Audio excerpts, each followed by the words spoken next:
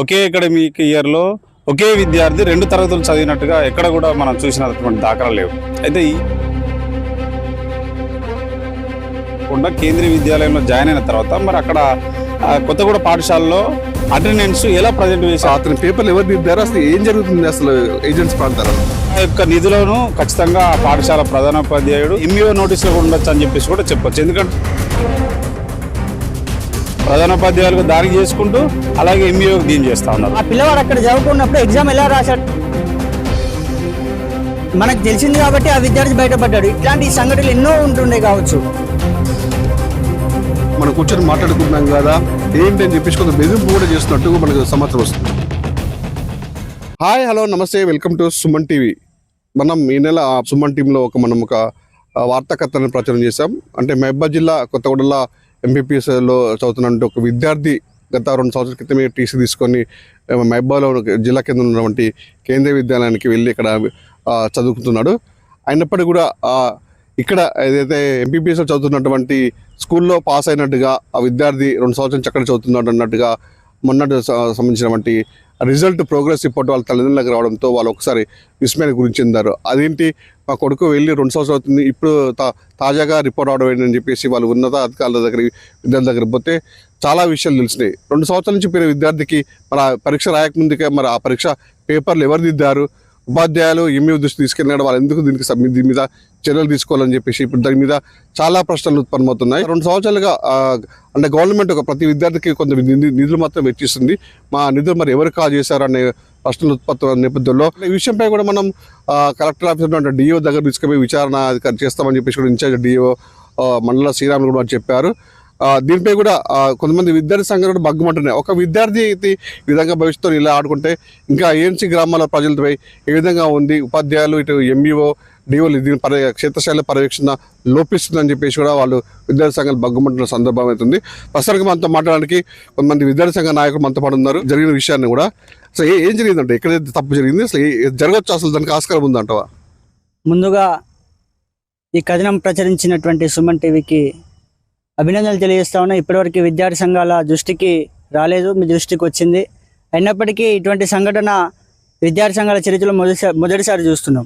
మరి మహబూబాబాద్ జిల్లాలో ఏదైతే ఏజెన్సీ ప్రాంతమైనటువంటి కొత్తగూడ మండల పరిధిలో ఏజెన్సీ పిల్లలు దాదాపు చదువుకోవడానికి వాళ్ళకు వీలుండదు, కానీ చదువుకుందామని చెప్పేసి ఎంపీ యూపీఎస్ పాఠశాలకు వెళ్ళాడు, అక్కడ అడ్మిషన్ అయ్యాడు.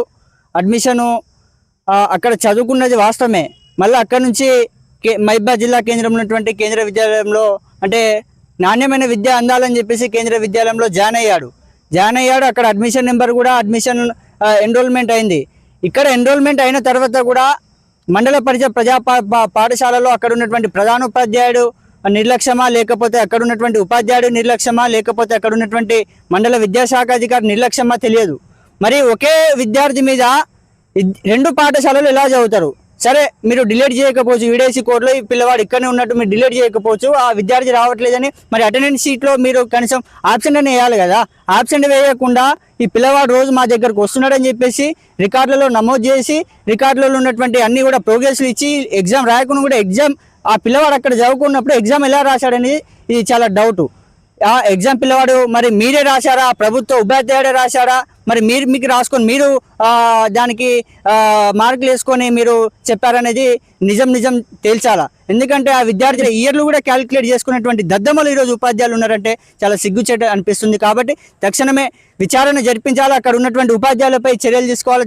ఇదే విషయంపై కూడా సుమన్ టీవీ అక్కడ అన్ని సందర్భాల్లో కూడా ఒక విద్యార్థి కదా దీన్ని ఎందుకు పెద్ద రాద్ధాంతం చేస్తున్నారని చెప్పేసి కూడా పలు సందర్భాల్లో కొద్దిగా చర్చించుకోవడం ఉంది. అసలు నిజంగా అది ఎంతవరకు చెప్పండి. ఏదైనా ఒక విద్యార్థితోనే సమస్య బయటకు వస్తుంది. ఇవాళ మనకు తెలిసింది కాబట్టి ఆ విద్యార్థి బయటపడ్డాడు. ఇట్లాంటి సంఘటనలు ఎన్నో ఉంటుండే కావచ్చు, అదే పాఠశాల కావచ్చు, ఇక్కడ వివిధ మండలాలు కూడా జరిగి ఉండొచ్చు. కాకపోతే ఆ ఒక విద్యార్థి కొన్ని సంఘటన బయటకు వచ్చింది. ఆ ఒక విద్యార్థి అంటే ఒక విద్యార్థి భవిష్యత్తుతో సమానము. ఆ ఒక విద్యార్థి మీద వాళ్ళ కుటుంబం ఆధారపడి ఉంటుంది. ఆ ఒక విద్యార్థి మీద అనేక మంది వాళ్ళు ఆధారపడి ఉంటారు. కాబట్టి ఆ ఒక్క విద్యార్థి అనే కాదు, ఆ ఒక్క విద్యార్థి జరిగిన అన్యాయం ఈ జిల్లాలో ఉన్నటువంటి అన్ని విద్యార్థులు జరిగినట్టే మేము భావిస్తా ఉన్నాము. ఈ విషయాన్ని డిఓ తీసుకోవాల్సిన అవసరమే వచ్చింది. మనం కూర్చొని మాట్లాడుకుందాం కదా ఏంటి అని చెప్పేసి కొంత బెదింపు కూడా చేస్తున్నట్టు మనకు సమాచారం వస్తుంది. ముందుగా ఇక్కడ డిఓలకు మిడిమిడి జ్ఞానం ఉంది. ఎందుకంటే ఇన్ఛార్జ్ పాలన అంటే డిఓ మీద పట్టు అసలైన పట్టు అసలు లేదు ఇక్కడ ఉన్నటువంటి డిఓలు. ఈ జిల్లాలో అసలు రెగ్యులర్ డిఓ లేరు. ఇప్పటి వరకు జిల్లా ఏర్పడిన నుంచి రెగ్యులర్ డిఓ లేకుండా మొత్తం ఇన్ఛార్జ్ పాలన కొనసాగిస్తూ ఉన్నారు. ఇన్ఛార్జ్ పాలనలో ఆయన సెక్షన్ చూసుకోవాలి, ఇటు డిఓ సెక్షన్ చూసుకోవాలంటే వాళ్ళకి ఎటువంటి జ్ఞానం లేదని చెప్పేసి మేము తెలియపరుస్తున్నాము. దీని మీద ఎలాంటి చర్యలు తీసుకుంటే బాగుంటుంది అనుకుంటారు మీరు? దీని మీద తక్షణమే ఉన్నతాధికారులు ఏదైతే విద్యా పాఠశాల అధికారి ఉన్నారో దీనికి జిల్లా బాస్ అయినటువంటి కలెక్టర్ గారు అందరినీ కూర్చోబెట్టి ఎక్కడ జరిగింది అనేటువంటి వాస్తవాలు తెలిసాలా. ఆ వాస్తవంలో ఎవరైతే బాధ్యులు ఉన్నారో వారిపై కఠినమైనటువంటి చర్యలు తీసుకోవాలా. ఆ విద్యార్థికి న్యాయం చేయాలని చెప్పేసి మేము కోరుతా ఉన్నాము. మీరు చెప్పండి, విద్యార్థి 2 సంవత్సరాలుగా బడి మెట్లెక్కలేదు, బడికి పోలేదు, మరి సంబంధించిన ఏ గ్రాడ్లో పాస్ అయ్యాడు, అతని పేపర్లు ఎవరు దిద్దారు, అసలు ఏం జరుగుతుంది అసలు ఏజెన్సీ ప్రాంతాలలో? వాస్తవంగా ఈ యొక్క సంఘటన అనేది చాలా దురదృష్టకరం. విద్యార్థి పురోగతికి మరి శరాఘాతంగా మారినటువంటి పరిస్థితి ఉంది. వాస్తవంగా మేము కూడా చాలా చదువుకున్నాం, డిగ్రీలు పీజీలు చేశాం, కానీ ఒకే సంవత్సరంలో 2 పాఠశాలల్లో ఒకే అకాడమిక్ ఇయర్లో ఒకే విద్యార్థి 2 తరగతులు చదివినట్టుగా ఎక్కడ కూడా మనం చూసినటువంటి దాఖలాలు లేవు. అయితే ఈ పిల్లగాని విషయానికి వచ్చే వరకు మరి కొత్తగూడ పాఠశాలలో చదివిన సందర్భంలో ప్రతిరోజు కూడా క్లాస్ టీచర్ అటెండెన్స్ తీసుకుంటారు.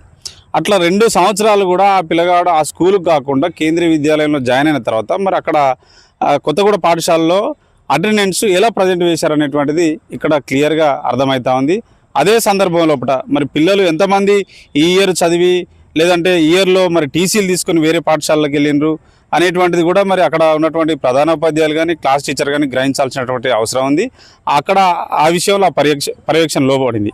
అయితే ఒకవేళ ఆ పిల్లగాడు అక్కడ నుంచి వేరే స్కూల్కి వెళ్ళినా కూడా అక్కడ ఆధార్ కార్డు డిలీట్ చేయడం, గతంలో అయినటువంటి అడ్మిషన్ నెంబర్ను కూడా డిలీట్ చేయడం అనేటువంటి పని ఉంటుంది, కానీ అది వాళ్ళు చేయలేకపోయారు. లోపం కూడా ఉందనేటువంటిది స్పష్టంగా కనపడతా ఉంది. మరి ఒకే రాష్ట్రంలో ఒకరే ముఖ్యమంత్రి ఉంటారు. మరి ఈ సంవత్సరం నుంచి ఈ సంవత్సరం వరకు ఎవరు చేశారు, ఈ సంవత్సరం నుంచి ఈ సంవత్సరం వరకు ఎవరు చేశారు అనేటువంటిది క్లియర్గా అటెండెన్స్ షీట్లో కావచ్చు, నోటీస్ బోర్డులో కావచ్చు ఆ రకంగా పెడతారు. మరి ఈ విద్యార్థి విషయంలో ఎందుకు జరగలేదని చెప్పేసి మనం అనుమానించాల్సినటువంటి అవసరం ఉంది. అంటే దీన్ని బట్టి చూస్తే ఖచ్చితంగా ఆ పాఠశాలకు సంబంధించినటువంటి క్లాస్ టీచరు, ప్రధానోపాధ్యాయులు వాళ్ళ యొక్క పర్యవేక్షణ లోపం ఉంది, అలాగే ఎంఈఓ లోపం ఉందని చెప్పేసి కూడా ఈ సందర్భంగా మనకు అర్థమవుతా ఉంది. ఈ 2 సంవత్సరాల నుంచి మరి ఆ అబ్బాయికి ఒక విద్యార్థికి ప్రభుత్వం కూడా అంటే ప్రభుత్వ పాఠశాల విద్యార్థులు కూడా మధ్యాహ్నం భోజనం కావచ్చు తర్వాత కొన్ని ఏదో వాళ్ళకి వస్తుంటాయి. మరి ఈ 2 సంవత్సరాల నుంచి మన అబ్బాయికి సంబంధించిన నిధులు ఎడిపోయాయి అంటారు, ఎటు దారి మళ్ళీ ఇచ్చారు? అవును, వాస్తవంగా స్కూల్ డెవలప్మెంట్ ఫండ్స్ అనేటువంటి ఏ రకంగా అయితే వస్తాయో స్కూల్ అభివృద్ధి కోసం ప్రతి అకాడమిక్ ఇయర్లో, అదేవిధంగా ప్రతి ఒక్క పాఠశాలలో ఉన్నటువంటి ప్రతి విద్యార్థి మీద ప్రభుత్వం కొంత డబ్బులు కేటాయిస్తూ ఉన్నది. అది మధ్యాహ్న భోజనానికి కావచ్చు, స్కూల్ యూనిఫామ్ కావచ్చు, లేకపోతే ఇంకా ఇతరత్ర సామాగ్రికి కావచ్చు. మరి ఆ యొక్క నిధులను ఖచ్చితంగా ఆ పాఠశాల ప్రధానోపాధ్యాయుడు దుర్వినియోగం చేసిందని చెప్పేసి మనం భావించవచ్చు. అది కూడా ఎంఈఓ నోటీసులో కూడా ఉండొచ్చు అని చెప్పేసి కూడా చెప్పొచ్చు. ఎందుకంటే ఎంఈఓకే కదా పూర్తి స్థాయిలో మండల స్థాయిలో చదువుకునేటువంటి పిల్లలు ఎంతమంది ఏ స్కూల్లో ఉన్నారు, వీళ్ళకి ఏమేమి అందినాయి అందలేదు అనేటువంటి తెలిసే విషయం ఎంఈఓకి ఉంటుంది. కాబట్టి మరి అందులో ఎంఈఓ హస్తం ఉంది కూడా అర్థం చేసుకోవచ్చు. ప్రధానంగా మహిబాద్ విషయానికి వస్తే, మహిబాద్ జిల్లా విషయానికి వస్తే ఎంఈఓలు కూడా రెగ్యులర్ ఎంఈఓలు ఉండట్లేరు. వాళ్ళను ఇన్ఛార్జ్ ఎంఈఓలను పెట్టడం వల్ల వాళ్ళ పాఠశాల ఏదైతే ఉందో దానికి ప్రధానోపాధ్యాయులుగా దానికి చేసుకుంటూ అలాగే ఎంఈఓకి దీన్ని చేస్తూ ఉన్నారు. అట్లాగే డిఈఓలు కూడా వాళ్ళకు కేటాయించినటువంటి అంటే వాళ్ళ వృత్తి ఏదైతే ఉందో దాన్ని నెరవేర్చుకుంటూ ప్రవృత్తి డిఓ ఉద్యోగాన్ని కూడా నెరవేర్చాలంటే దాని మీద ఉన్నంత గ్రిప్పు దీని మీద ఉండకపోవడం పర్యవేక్షణ కొరబడుతుంది. కాబట్టి పూర్తి స్థాయిలో కూడా అన్ని విషయాలు వాళ్ళకి అర్థం కావట్లేవు. అర్థమైనటువంటి విషయాల మీద ఎంక్వైరీ చేయాలంటే కూడా చాలా ఇబ్బందికరంగా ఉన్నటువంటి పరిస్థితి. ఎలా చర్యలు తీసుకోవడం? తక్షణమే కలెక్టర్ గారు ఈ జిల్లాకు మరి చైర్మన్గా ఉన్నటువంటి అన్ని రకాల సంస్థల మీద అధిపతి అయినటువంటి కలెక్టర్ గారు మరి తక్షణమే డిఓ గారిని మరి ఆ మండల ఎంఈఓను కేంద్రీయ విద్యాలయం సంబంధించినటువంటి ప్రిన్సిపాల్ని వీళ్ళందరినీ కూడా కూర్చోబెట్టుకొని తక్షణమే ఎంక్వైరీ కమిటీ వేసి ఎంక్వైరీ మరి చేస్తున్న సందర్భంలో ఎవరు దోషులుగా తేలుతారో వాళ్ళపైన చట్టరీత్యా కఠిన చర్యలు తీసుకోవాలి, వాళ్ళని సస్పెండ్ చేయాలి. ఆ యొక్క నిధులు ఏవైతే దుర్వినియోగం ఉన్నాయో ఆ నిధులను రికవరీ చేయాలని చెప్పేసి కూడా ఈ సందర్భంగా తెలియజేస్తాం. మొత్తానికైతే విన్నారు కదా ఆ కొత్తగూడలో సంబంధించిన ఎంపీపీఎస్ పాఠశాలలో విద్యార్థి భాగవతంపై కూడా విద్యార్థి సంఘాలు మొత్తం నోరెత్తి గలం ఇప్పుతున్నాయి. ఏదైతే ఇది మొత్తం అసలు ఇక్కడ కనీవి నేరుగా ఇక్కడ జరుగుతుంది. అంటే ఇక్కడ ఉపాధ్యాయులు ఎంఈఓల పర్యవేక్షణ ఉండాల్సింది కూడా పోయింది. ఇక్కడ సంబంధించిన డిఓ కూడా అంటే రెగ్యులర్ డిఓ లేకపోతే మొత్తం జాప్యం జరుగుతుంది. కనీసం పర్యవేక్షణ కూడా లేకపోతుంది. ఇష్టారాజ్యంగా వ్యవహరిస్తున్నారు. దీనిపై కలెక్టర్ కూడా చైర్మన్గా ఉన్నారు. దీనికి పూర్తి విచారణ జరిపి బాధ్యులైన వారు కూడా తక్షణ చర్యలు తీసుకోవాలి. లేని పక్షంలో కూడా ముందు కూడా ఆందోళన కార్యక్రమం చేస్తామని చెప్పి ఇక్కడ విద్యార్థి సంఘ నాయకులు కోరుతున్నారు.